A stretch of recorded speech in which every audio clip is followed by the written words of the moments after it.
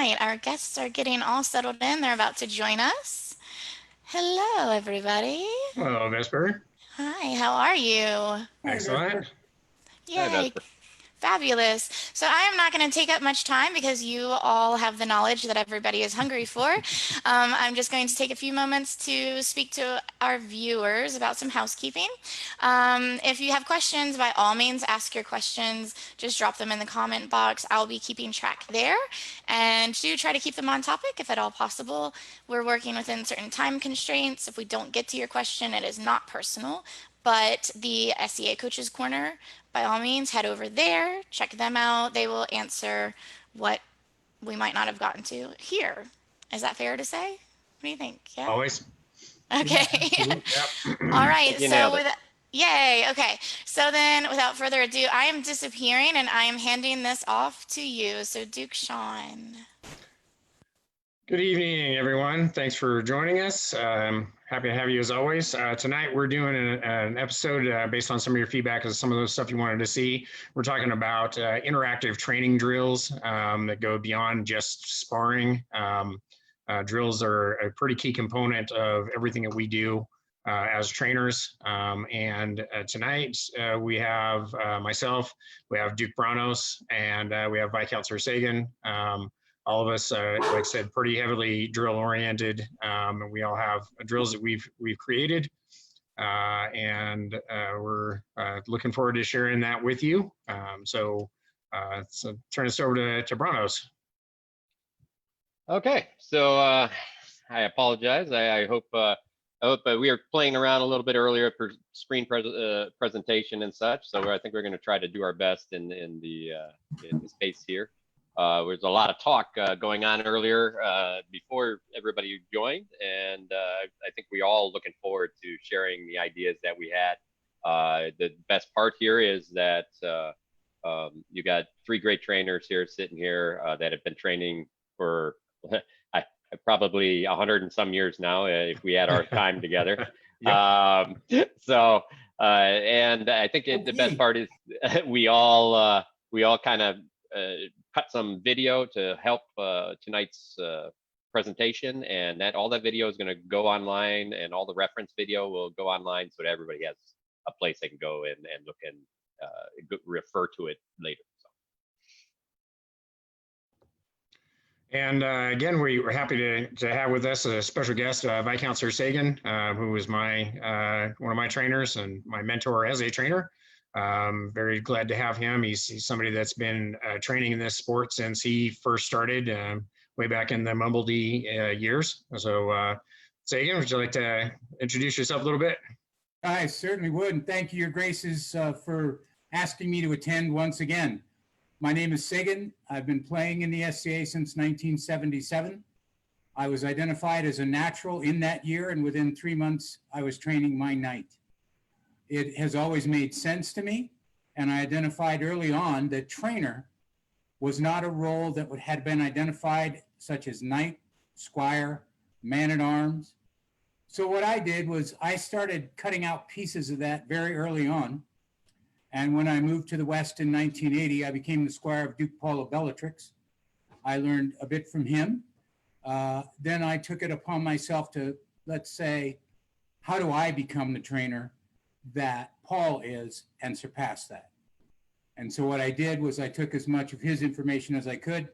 I then was trained by Duke Radnor of Gildemar, who basically was the up-and-coming Duke of choice, and he eclipsed Paul as far as the Duke of note at the time.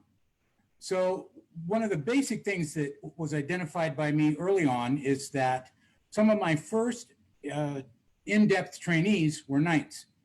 But I also realized very quickly that there were a number of things that they could not do. So I developed drills in order to coach that. And what I could do with those drills is bring it down from that level of fighter all the way down to a beginner. That is somewhat based on the idea of how the drill functioned, but mostly it was speed and desired outcome. So where I wouldn't expect a beginner to do a lot of the footwork correctly, I would expect a knight level fighter or higher to do the footwork correctly at all speeds. a beginner started out slowly and worked their way up. And that is the premise. In an absolute training scenario, and we've visited this before, in training, there are roles. There's the trainer and the trainee. And the trainer sets the tone for the whole thing. The one thing that's obvious that has to happen is that the trainee has to know there is no competition to this. This is absolutely safe, which is why a lot of the training takes place in the beginning with not even a helmet on, because we're going so slow, it really doesn't matter. And that really gets it into the beginner's minds, especially, and even the night level and the Dukes, that we're training. So there's no competition here. The role is trainer and trainee. As you move into to practice, it's opponent versus opponent, but it can go to trainer and trainee. In combat, if you want a friend, bring your dog. So that's where your absolute performance is mandatory. If you are dedicating yourself to be a performance-based competitive fighter and you plan on entering tournaments, that's a great goal. If you're not, if you just want to come out every odd Sunday and fight with your buddies, that's great too. There's room in the SCA for all of it. The good news is there's training for all. And there's drills, as you're going to see, that will help you understand from a very basic to a very advanced level how to acquire the skill that you need for what you want to do. That's well said. I thank you very much for that introduction. I think it nailed it on the head there. Yeah, and I think with that, having a basic explanation of what a drill is and those roles, I think we can probably start rolling right into the drills that we have. There's a couple of drills there's one particular drill that I'm going to share with you that I do.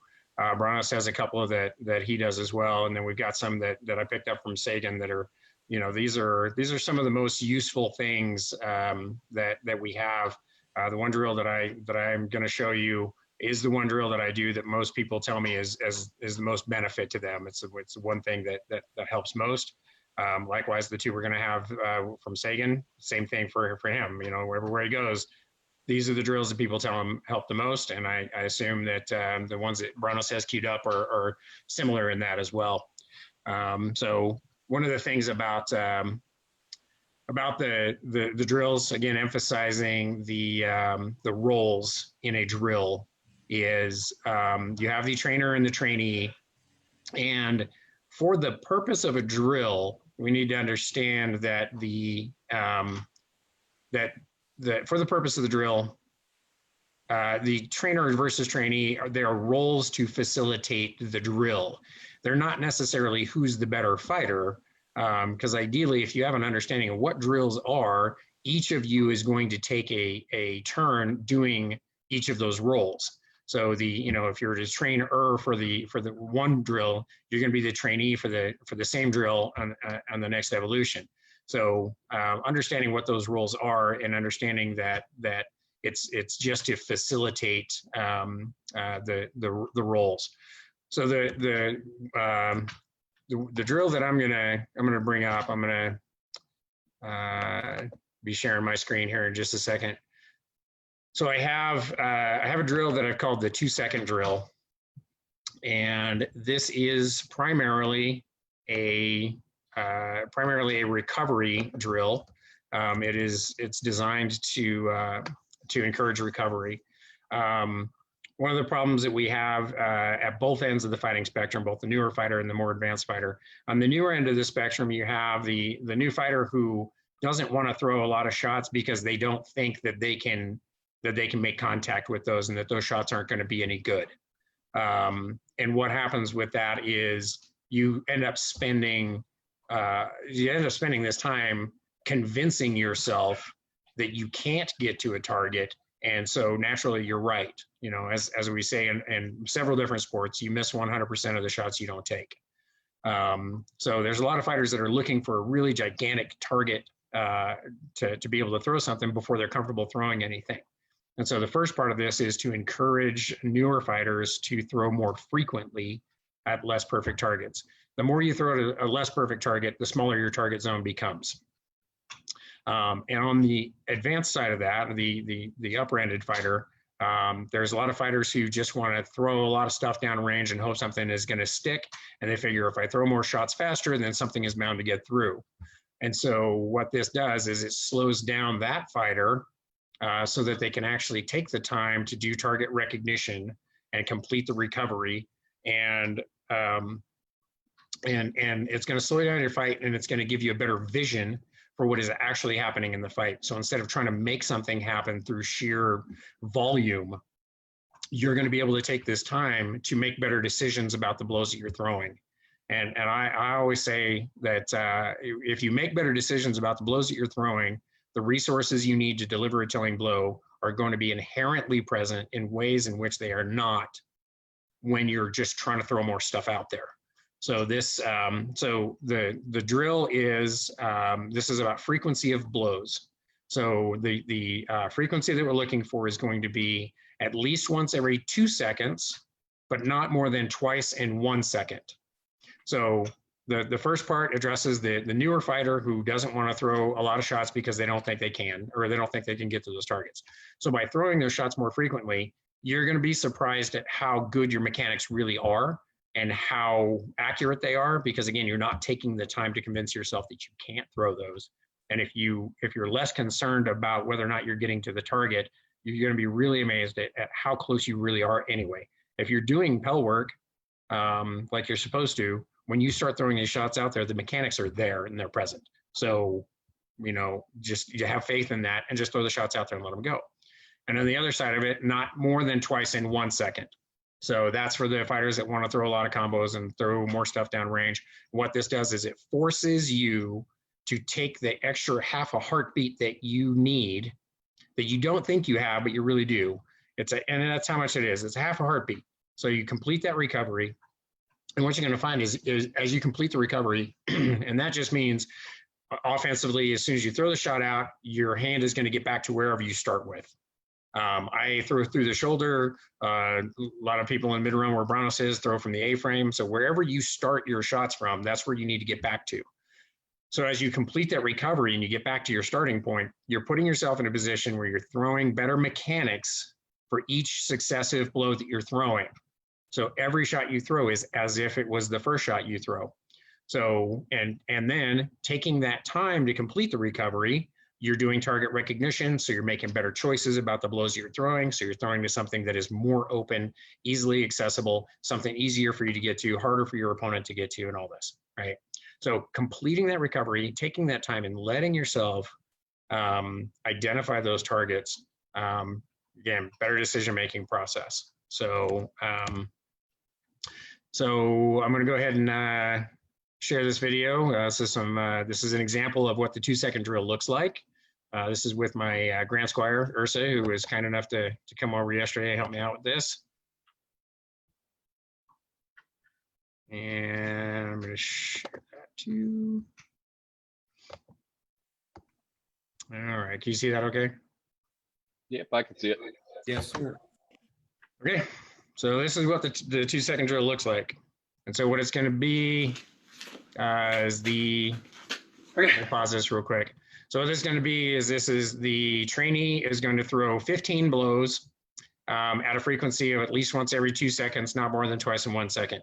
The trainer is going to facilitate the drill by, I'm going to allow, as she throws each shot, I'm going to allow my block to hang a little bit, to linger a little bit in the same spot so that she can complete the recovery and then find the next target. So you're going to see me as I block, I'm going to stay where I am, and then I'm going to let her, that gives her an opportunity to actually make decisions and find the targets that we're looking for.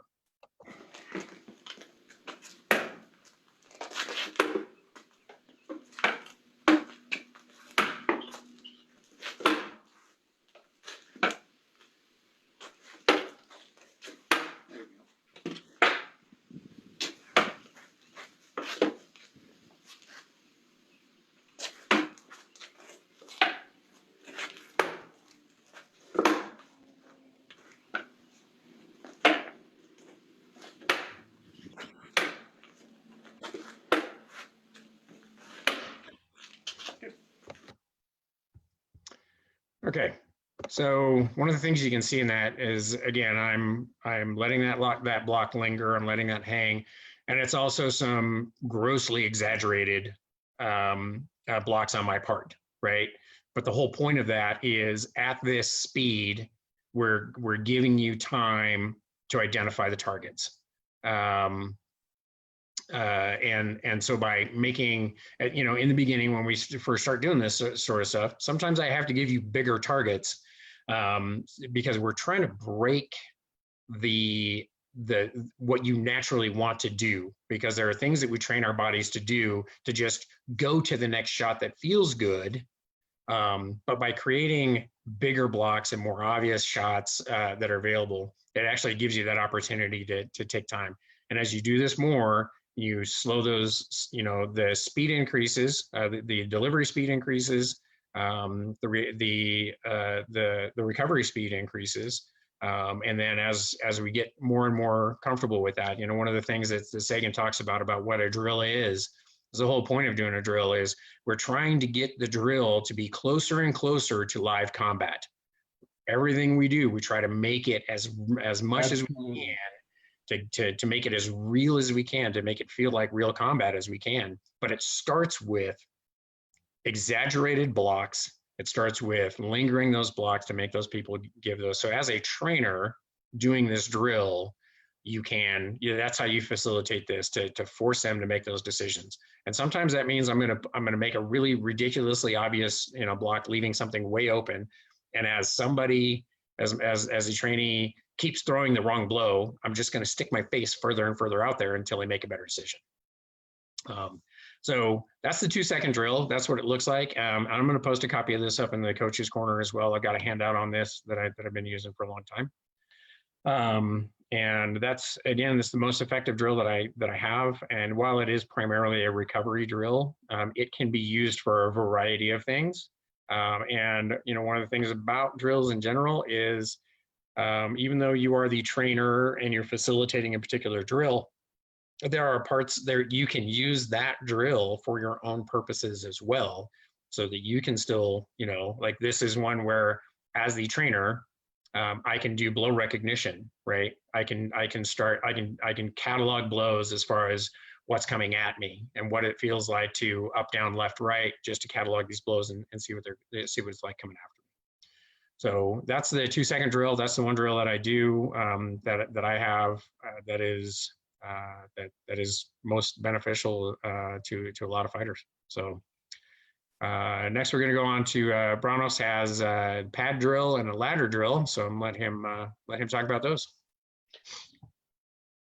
All right. So I have I'll start with the pad drills and the ladder drills. But to give you a feel, I go through a lot of different types of drills. I've been actually slowly categorizing drills and building YouTube and videos for the drills. Just in fact, I've been adding drills for a lot of years, but just through this COVID time, I've had a chance to really hone some of the drill work, specifically driving towards a different way to teach people, because it's something early off in our other videos, and they're posted up and you can talk about them. But people learn in different ways, and we discuss how they learn. And I have a new squire that it's throwing out into a fight isn't necessarily the best place to learn, and then critiquing it and then having them do it again and critiquing it and having them do it again. In this case, what we do is we go from essentially throwing a shot, and that could be at the Pell or it could be at me, or it could be at a stick. It doesn't matter. All the way from throwing that shot to movement with that shot, to dynamic movement with the shot, to build it into a fight. And that progress helps that education, because each piece of that adds a layer of advancement, and we can find where the weakness, the drill on the Pell may be perfect, but the weakness on the movement and throwing may be the part we have to focus on. So these types of things are what the pad drills really allow us to do. And I think this goes to what Sagan said, and I found this as well. I have transitioned a lot from away from rattan into foam and things like that, because what it's allowed us to do is I could have a brand new person come stand at our fight practice and we just hand them a sword and say, hey, come on and try to hit me. We're the moving pel. You know, at first we stand there, let them, and they don't have to have equipment. They sign a waiver and we start going. And there is nothing better, because that's what they came there. They're interested because they want to throw something. I don't care what you're throwing. It doesn't matter if it's foam. And in fact, in training, sometimes that foam takes away that feeling of, hey, I have rattan, now I have to throw hard. Right. Right. Absolutely. And it's a terrible habit. And what I found is I give somebody a piece of foam, they're like, oh, well, now I got to train. Yes, congratulations, you got to train now. Thank you very much. So what I'm going to do is I'm going to go through a couple of pad drills, and mine are a little longer. I'll apologize. I'm going to let these are really quick. They're not perfect. I'll probably redo them in the future. But this will show you something that we've been working on. I have a number of other drills that I'll be shooting video for, but definitely was looking forward to sharing these with people. So the first pad drill I'm going to do to our intro here. Let me see if I can get this going for everybody and make sure I'm in IT, but you could never tell. So I'm going to pause this and get ready to run, share screen. And share. All right, there we go. And here we go. I'm gonna let it play for itself, and then I'll stop towards the end and we'll talk about it a little bit. So I'm gonna do some quick video tonight, so we have it for tomorrow. I apologize. I do have some other video be coming out soon, but I wanted to show you some training exercises that we've done before, but we've also added a number of things while we have the chance to go through this whole COVID thing together. So right now, this is my squire side. She's gonna be throwing. We usually start out every day with 2 or 3 shots that we work on, and then we try to build those over a couple weeks to make sure that we have good form, good targeting, and the body flow with that. Body flow in a throw is very important. It's not just about the arms, not just about the hip, it's about the whole thing coming together. And I'm going to show you the reason why later in this video. So we'll start with standard work on our essentially pel. So in our case, we have a bob, and she'll work through these throws. Right now, she's using foam. We use a lot of foam specifically because it takes stress off the arm and shoulder, and then we'll switch over for the last quarter of it to rattan and run through maybe another 5 or 10 shots with the rattan. This is where fundamentals are really nailed down, including feet and that turn, that stacking of the body. Those kinds of things, this is where you solve those issues. And this is a great time to actually talk about that, look at it, video it, and review it for yourself. So this is part 1 of the training. I'll give her one more shot so she look. There we go, good. All right. All right, so let me close that one and we'll move on real quick to the next piece.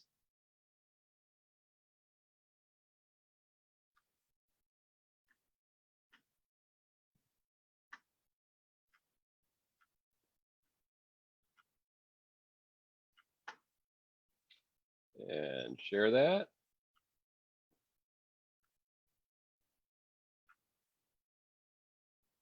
So I'm gonna do some quick video tonight. So we of course I grabbed the wrong one. I apologize.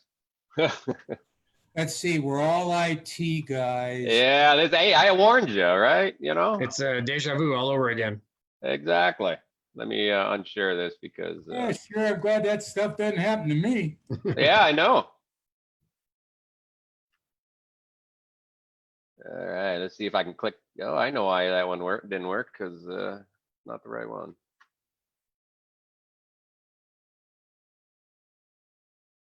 Well, this is what happens when you don't copy the right drill. So I'm going to go to a decision-making drill, and then I'll find a pad drill in a second. Nice decision. Yeah, you like that, huh? All right. and share.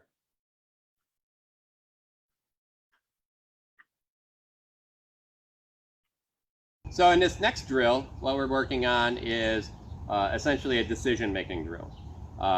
Again, this is, we constantly make decisions and create opportunities for ourselves, but we have to be able to throw when those decisions are made. A lot of times, we'll stand there and say, throw my leg. So in other words, that person knows, they already have it in their mind, and they're gonna throw it. This drill goes one layer beyond that. And what this drill does is it goes to making your opponent see what it is and then throw. In other words, reaction. So in this reaction drill, what I'm gonna do is I'm gonna present the target. Every time I change the target, I will be striking that target with a different blow. If I flick the target and leave it in the same place, that means to strike there a second time. But all of those are decisions that have to be made relatively fast. So this drill looks a little bit like this.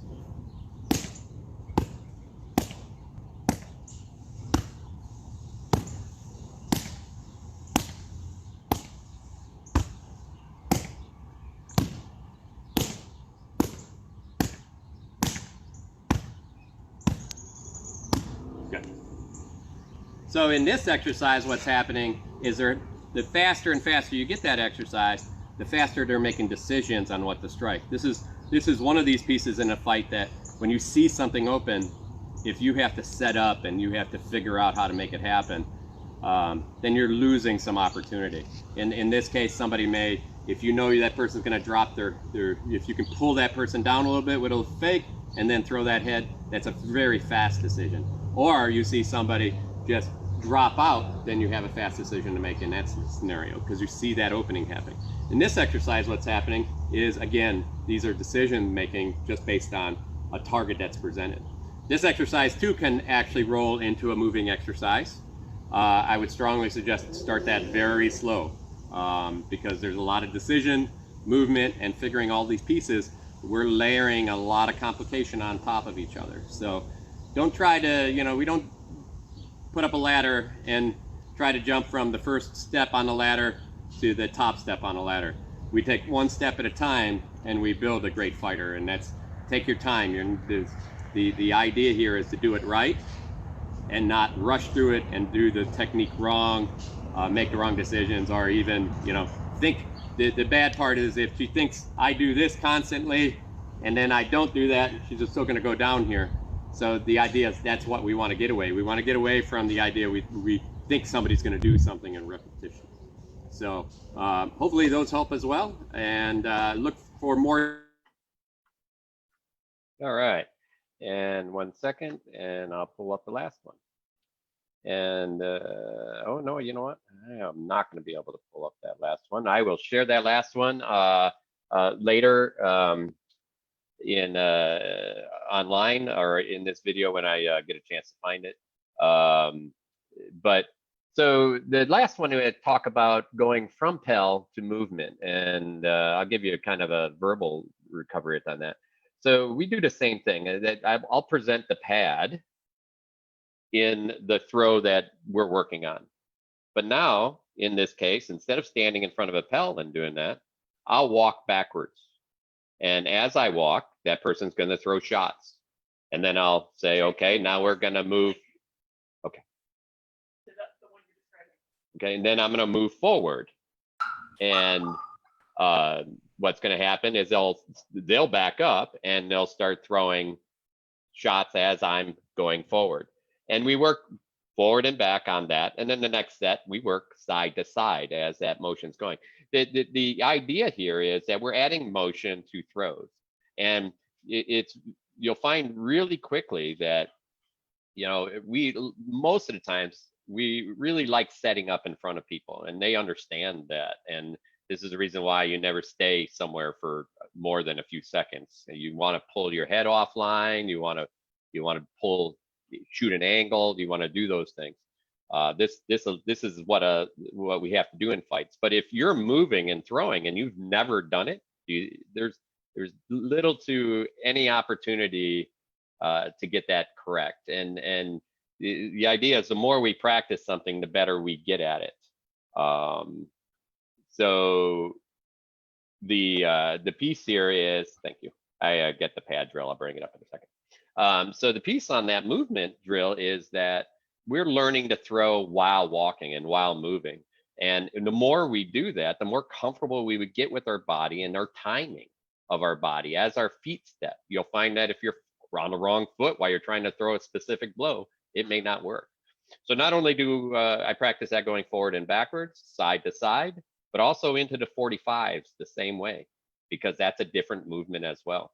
So while you're doing these, they're learning to move and throw and flow and finding time. As you get very good at these, you can actually, you want to start these as slow as possible, and then you can speed it up, and then you can actually change your time. You can start faster and then slow it down and start faster. That way they're making decisions not only when to throw and when their body's in the right place to throw and how that technique can come out, but they're also making decisions on that range to their opponent, which is critical in a fight. So I'm going to show you a little bit of that video right now. I'm just starting it up, and I'm going to make this big screen and freeze it and share my screen. I was lucky enough, my Squire saved the day. Whoops. See, are you guys seeing the screen? Yes. All right. Next part of this exercise, after we have the form done on the Pell, is actually the movement portion of this exercise. We started using a lot of pads. These are just standard kickboxing pads, punching pads that you would see in boxing. We started using these for our sword work. We do it, they hold up okay. There's probably better ways to get these done, but with the foam swords, they hold up pretty well. So in this exercise, we're going to have Saib walk at me and then walk away while she's throwing these shots. The first shot, she's going to throw the high break, and we're going to show that how this exercise works. Ready? And good.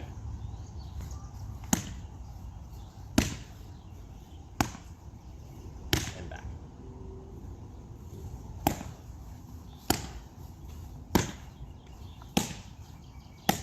And forward.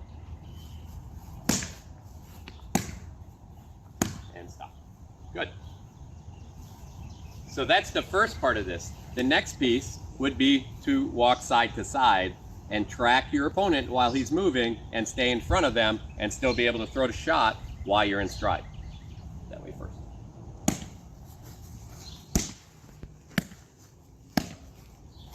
And back.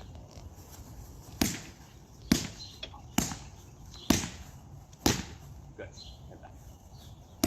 And stop. Good. So in this case, we did essentially a cross pattern here. The next piece of this would be actually we work into the 45s inside that cross as well. I'm going to show you basically one of the 45s, and then we'll talk about the second. Ready?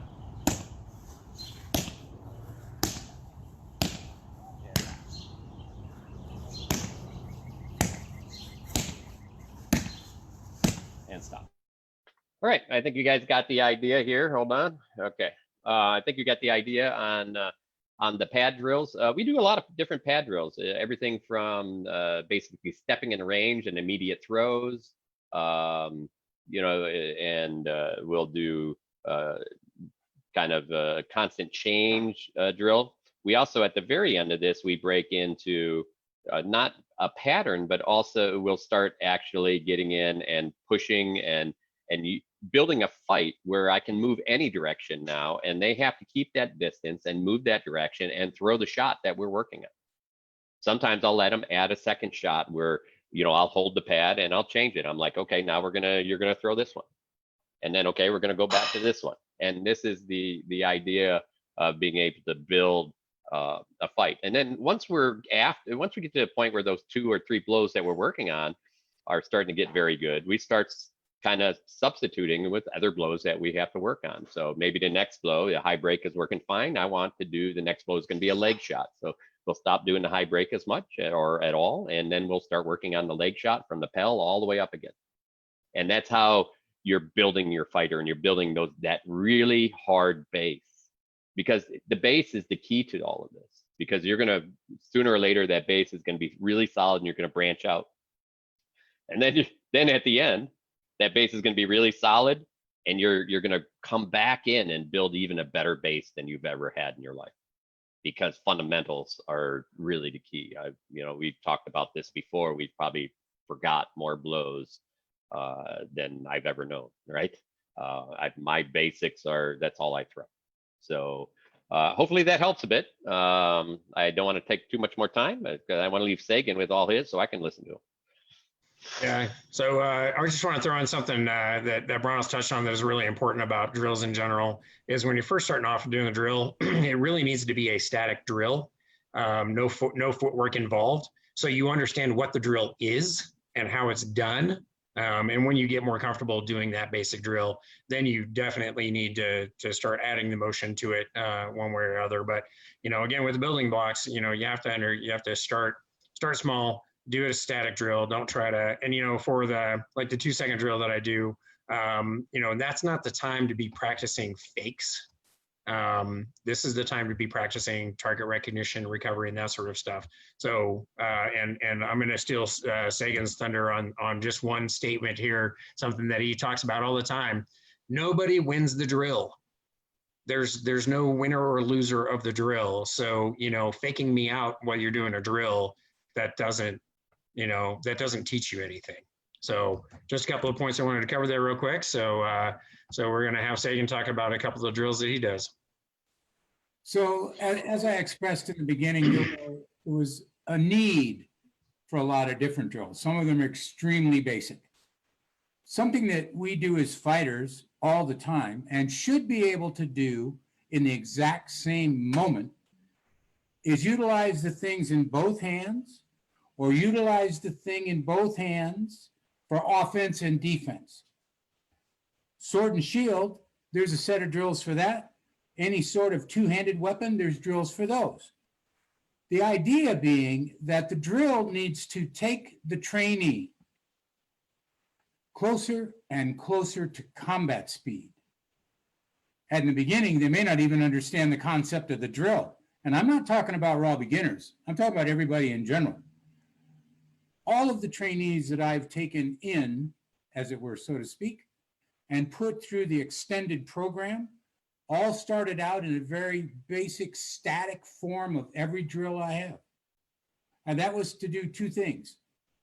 Set in their mind exactly what I was asking for versus what was the outcome of the drill based on their performance. And that took them into, okay, I'm safe. I'm not wearing a helmet. This is training. So there really are no absolute mistakes here. One of the basic premises was the fact that there were no stupid questions. There were only unanswered questions. And the trainee was allowed to ask as many questions as they needed so that when I asked as the trainer, perform as instructed, I was pretty darn sure they had all the information they needed at that point to perform the drill. Obviously, the first couple of times, they're so busy thinking about how to do the drill that the possibilities of them being successful are slim to none. But over time, and when you start changing things up, one of the things you're probably noticed already is that a lot of trainers in this forum are saying the same thing. They're just saying it in a different way or from their reference point, but the idea is exactly the same. Change the speed, change the cadence, change the targeting, change it from being static to mobile. And when you go mobile, you vary the speed and you vary the outcome by moving left, moving right, moving forward, moving backwards. But the general idea is of these two drills that Sean's going to show you was I had to have a way to get them to block as they struck. A lot of times what I had noticed, and it was predominant in the West as everywhere else I've seen it, fighters would get into this thing where they'd take turns. Okay, you swing, I'll swing, you swing, I'll swing. But when they started to get up into the upper belted fighters, the Knights, and especially into the Dukes and into the top percent, they were lost. Because these fighters could do both offense and defense at the exact same moment. So block as you strike. So The trainee gets to go first. They're going to strike as soon as they launch. The trainer's going to throw something at them where they have to block. Other way around, strike as you block. The trainer goes first, but as they're moving that whatever defense they're going to use, even with a two-handed weapon, they need to go immediately to a block and then an offense. Very simple. It sounds really simple.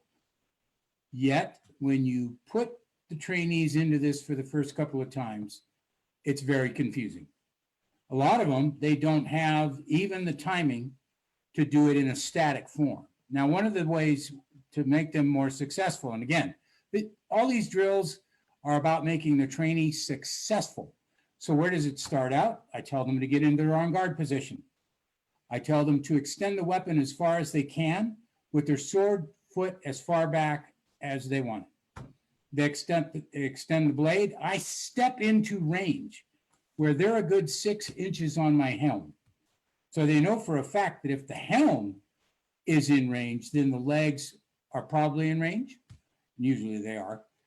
So I'm trying to make it absolutely obvious to them mentally that before the drill even starts, I'm going to be successful at this. There's no trick. As Sean said, there's no winning a drill. So let's go ahead and view the video and let's see how that goes.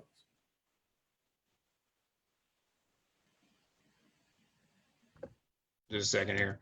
So one thing I'll point out before we actually start the video too is in doing these drills, especially this drill, it gets really easy to kind of fall into just swinging back and forth. Yes. So we actually have to make sure that we're taking time in between each individual blow to make sure that the trainee is doing their part, and that again these are drills that and these two drills, this block as you strike, strike as you block, are complementary to each other, and that means that while the trainer is facilitating this for the trainee, I'm essentially doing the opposite side of this drill at the same time. And so that's the difficulty in trying to make sure that we're focusing on getting the trainee what the trainee needs. And it's just, it can get really easy to just kind of fall into just going back and forth and swinging too much. And when Sagan first started teaching me some of these drills, and even now some of these drills that I do, I'm in the middle of doing these drills and I do it wrong. I'm like, oh man, yeah, that was Absolutely. that's Absolutely. a failure. So it happens even at my level. I fail at these drills all the time, and that's kind of the point. Is it puts you in a position where it makes you think about what you're doing, and the more you think about it, the more you exercise it, the more it becomes more natural, becomes ingrained in who you are as a fighter, and that's when it gets closer and closer to combat. The other thing I'll say about these two drills in particular is when I teach these drills, I will start with the block as you strike, because that puts the onus on the trainee in the regard that the trainee initiates the contact. The trainee has something to do for the first set of the drills. So anytime I do these drills, especially for the first time, I'll always start with block as you strike. And that's the one I've got queued up here. And we're just gonna, just a brief example of what the drill looks like.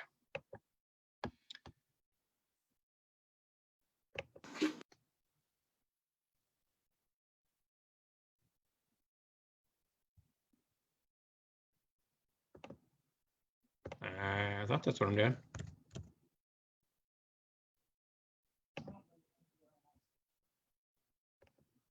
Wow, this is the really static form of the drill. Yeah, I guess it is.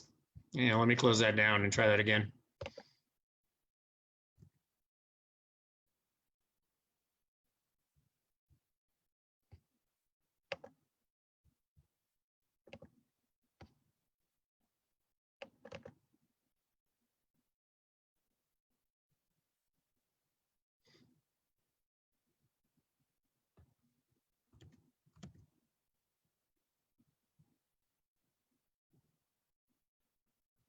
We need to get Vesper to come up with a musical interlude. I do don't know, like my- singing. My wife was just back here saying, I don't believe any of you are in IT. That's what my wife says all the time too. What is going on? If you want a Yeah. little time, I could probably run through a couple other things while you want to get that going.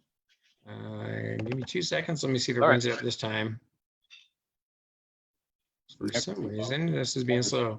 Yeah, why don't you go through? Why don't you go through what you have there, Brown? I'll bring this up. All right. So, as was mentioned earlier, we also have some pad drills, or not pad drills, excuse me, some ladder drills. And people wonder, what a ladder drill is. Ladder drills are agility ladders, specifically done for most sports that require cutting, fast feet, movement. This allows to build speed, allows you to understand how your body works and keep an alignment, and it keeps your understanding of not sitting flat-footed while you're actually fighting or moving, which is really fundamentally, we haven't changed a lot of or even talked a lot about movement in the SCA for the first 20 years I was in. Movement was an after thing. We taught a lot about how to throw the sword, taught a little bit about moving angles, but you look at some of these newer, not newer, but you look at some of how like boxing it has developed over these ages, fundamental footwork is critical. So I'm gonna go ahead and run a video here. Let me try to pull that up. And hopefully mine works a little better. I'm going to run one from my man-at-arms. He was nice enough to do a complete video. I'm only going to run parts of it. I'll be posting this video up and the link to it so that everybody can look at it later. I'll also be posting, probably run one more of a boxer called Lomachenko. I watch a lot of his stuff. Probably one of the best movers, not only in boxing, but probably in almost any sport. So I'm going to go ahead and share.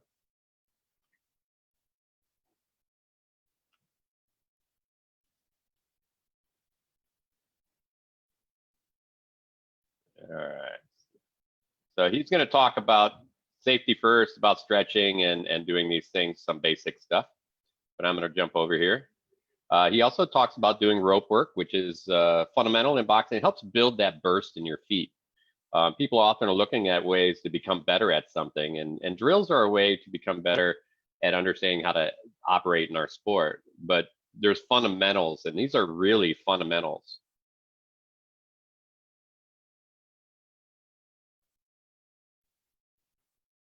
And then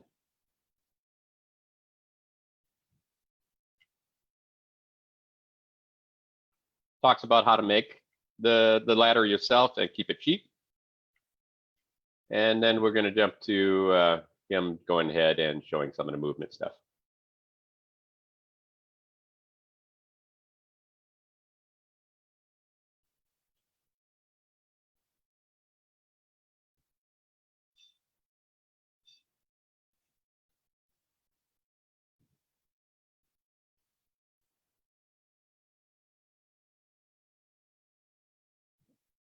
And in this case, you can see how he's talking about why these drills are so important, and how we use them inside of actually approaching our opponents, and why these quick feet are actually put inside what we do, not only in boxing, but what we do as well. So let's jump. Here's him actually performing some of the exercises. Is it shared, not shared? Oh, sorry guys, I was running through stuff here and talking to you, and it wasn't shared. So let's jump back just a little bit of him into it. There's a lot more force that's generated. Actually going ahead and showing some of the drills. Forward, so there's a number of drills he talks about through this. This is a great place to so come and see what's Now, all the different types of you can agility either do it drills. facing the ladder. There's actually you an can do index it on this facing file. I the would direction suggest you that go you're through the index, traveling. find the pieces that you Do want. what you're comfortable with. Try it But while you're this just kind kind of of gives bouncing back you and a forth. feel You're for gonna what get a little. each piece fits into our sport, like I You're was going to saying be able earlier. to face one direction. Let's see. Use your back. 1, 2, 3. So here's another drill. So he goes through drill, and then also talks about what each drill is important for inside of boxing. Now, again, this is And then, of course, just like they do in boxing, you want to do the reverse drill all the time. So if you're going forward in a drill, you're going to go backwards in a drill. I am going to jump to another drill real quick here, just because it's a really, really good one. And that is better drill. And there it is. There's the Lomachenko drill. So when you want to see this at a professional level, When ants invade, tough moms act fast. unfortunately, I have to wait for it. This is on somebody else's site. Get Raid and get tough on ants. Raid, it's good to be tough. S.C. Johnson. This is going to help you kill bugs. All right, so there's a lot of good stuff out there on helping us train better, and sometimes we don't take an opportunity to look at this or try to understand how it affects in our sport. So this is what a drill drills when you get to the point where you're doing them. This is what you're going to see. This is the piece that you're going to work on. You're going to work on speed, and you're going to work on feet and that balance of your body as you do drills like these. Lomachenko, like I said earlier, is in so many sports referred to as one of the best footworkmen and boxers ever came into boxing. Incredibly, I have a lot of videos in the document I'm going to share. He uses a lot of really high-end technique to develop it. His father's actually his trainer. It's actually the giant gentleman in the vest in the blue back there is Usyk. He's also trained by his father and a title holder as well, actually going to heavyweight now. So that's Lomachenko's nickname, High Tech. Yeah, exactly. It is. Yeah. And so I have the high-tech video in here, which shows some of the actual work he does, which is really, really good work. If you want to push yourself to the next layer, these are the kinds of things that the fundamentals are built on. You get every piece a little better. And these are drills. They're not, I have to hit you with a sword drill. They're not, I'm going to go out and fight and learn by sparring drill. These are real drills. These are agility drills. And so it takes many drills to build a great fighter. He's not just doing this drill. He's boxing, he's hitting bags, he's doing reactionary drills. He's doing road work. He's doing a lot. Exactly. And so in our hard part where we have is we go to fight practice and we spar most of the time. And we don't take that time for drills. And without those drills, you don't get to places like this gentleman has. And if you want to be better, even if you're maybe not great now, if you have poor feet, well, here's a drill. Start it slow. It's going to help you with your balance. It's going to help you with the burst in your feet. This is the kind of thing that you have to push yourself. And it's not only the type of thing, and as a fighter, I would say, ask your trainers at practice to give you something. Can I go home and do something? If you only have one practice a month, what else can I do? Right? If you're the trainer, then take a look at some of these things. Build your own. We're trying to share. It doesn't mean that our stuff is perfect, but we're trying to share stuff here so that you have something to send home with people, or you have something to do at practice. You may find out we have what we call our dojo practice every week. We have 2 practices. Our dojo practice is we do stuff like this. We're doing ladder drills with the people that want to do them. We're doing pad drills with the people that want to do them. Some people are doing pickup, but you have people that really want to train, and the trainers at our group will do these things with those people. And that is absolutely key, Your Grace, is that the trainees desire this. You're not going to force them into it. I think that's one of the biggest mistakes any knight or trainer can make, is to try and force somebody. Yes, yeah. And actually, you get to a point where you said they desire it, and this is the point, is you have to talk to them, because you probably find out really quick they actually want to do this stuff.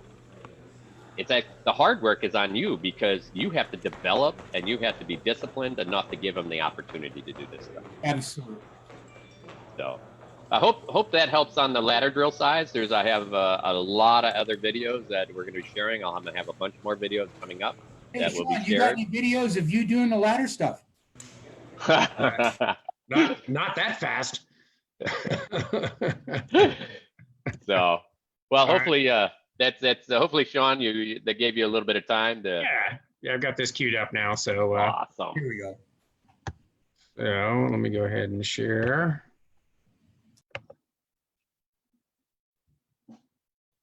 Okay, again, this is the block as you strike drill.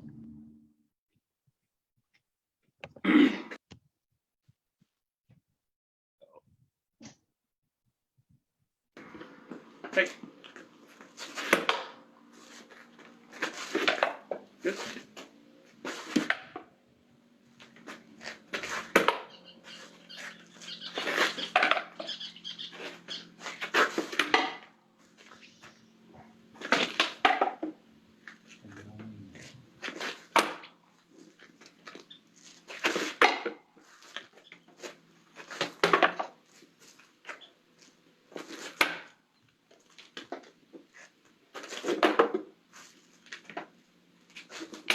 Good.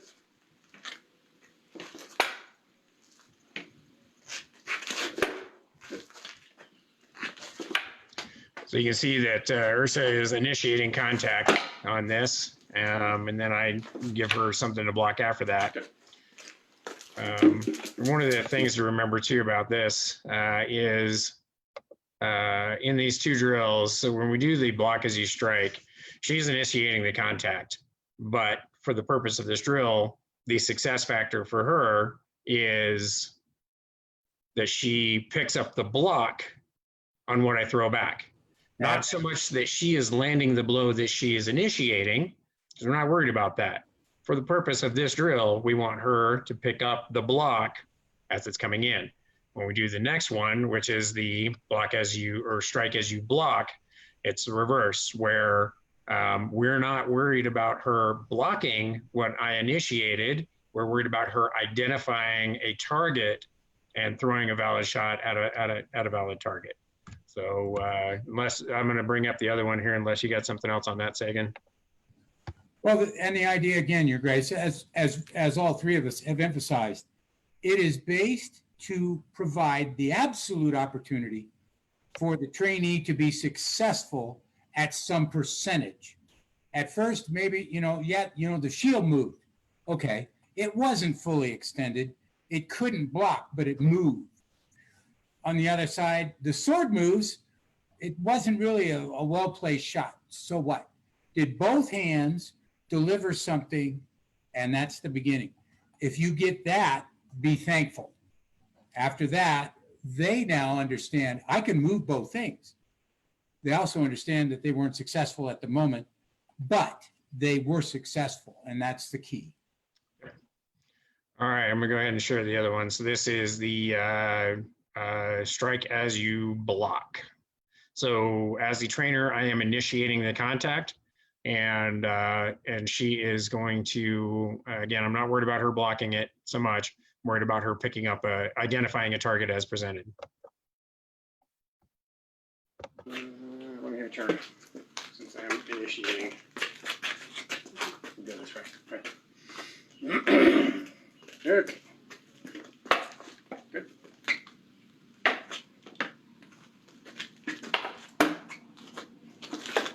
Good.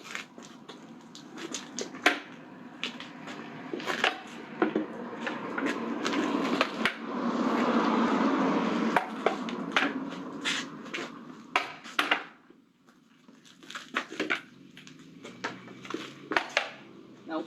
It's all right. Good.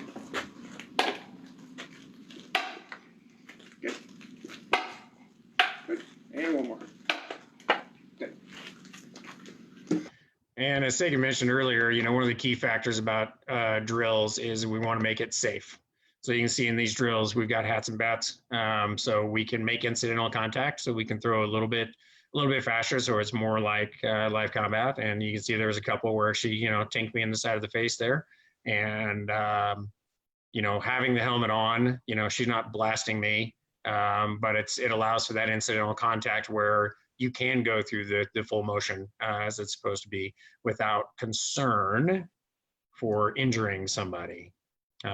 So those are two. I mean, this one is actually at a speed that's a little bit higher than you would absolutely start out.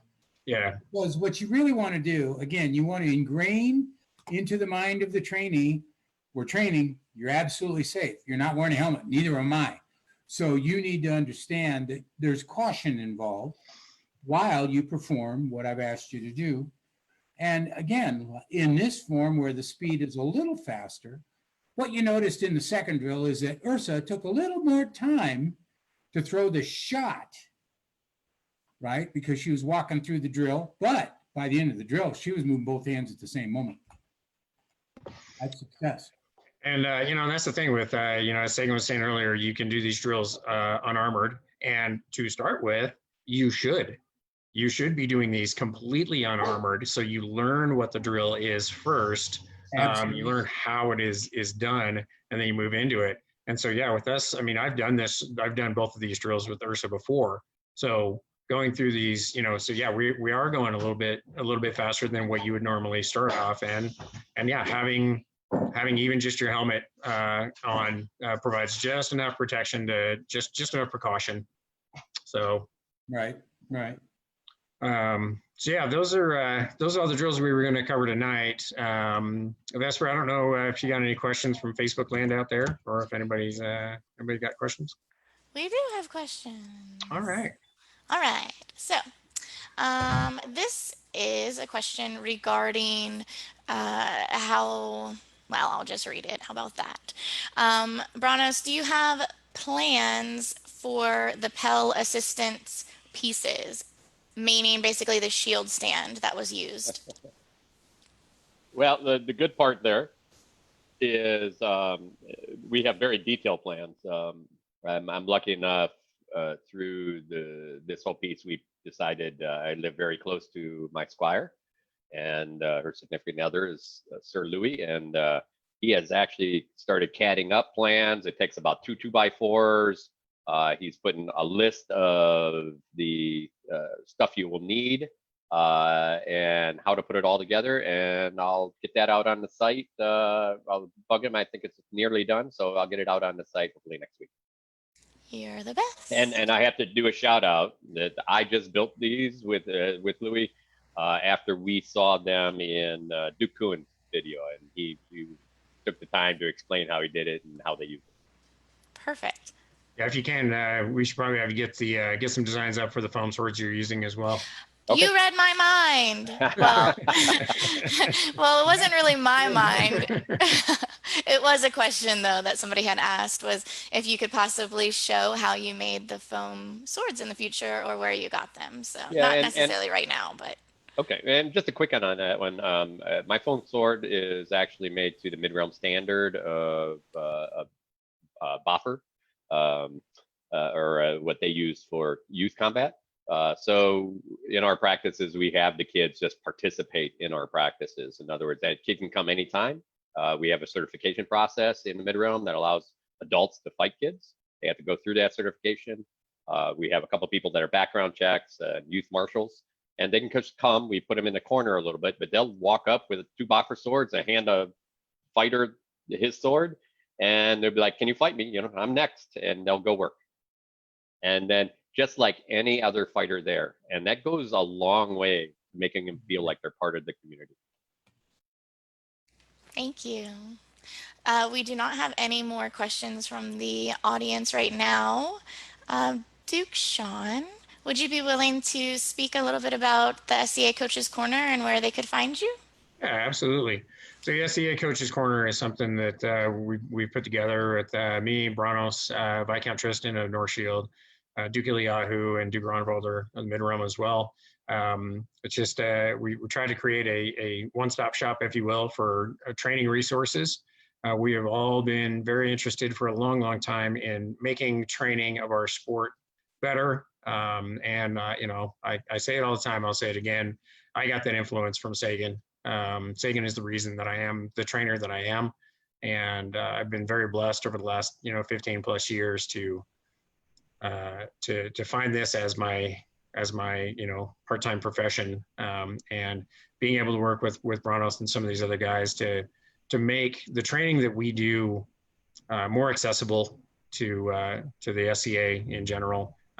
So it's a Facebook group. It's under SCA Coaches Corner. So feel free to request admission in that group.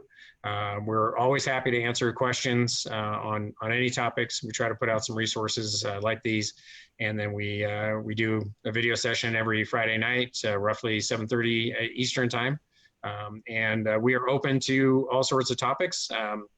As we found out before we went live tonight, we could easily talk with just the three of us for days, weeks, and months on end. And but there's plenty of content out there, and so if you have something that you'd like us to talk about, definitely let us know over there. I don't know, we don't have next week's episode lined up, but we should hopefully by the end of this weekend we'll have a new plan for an episode for next Friday as well. So we definitely plan on tuning in there and listening into some of the best training minds in our sport. Perfect. Thank you. All right. I will also put a link up to the Coaches Corner on this page, the group page, so everybody can find it pretty easily as well. Would anybody like to say anything before we say goodbye? I don't want to say goodbye to you all. I know. Well, first I want to say thank you again, Vesper. I know we thank you every week, but it's more than deserved. Thank you. You make this a lot easier for us to share, and that's, I think, the biggest piece that we all like doing. That's the reason why we've all traveled all around the SCA known world. Because we do like sharing. It's not like we make money at it. It's not easy. It's jumping 3 different countries, and a plane, a train, and an automobile isn't pretty much sounds like that.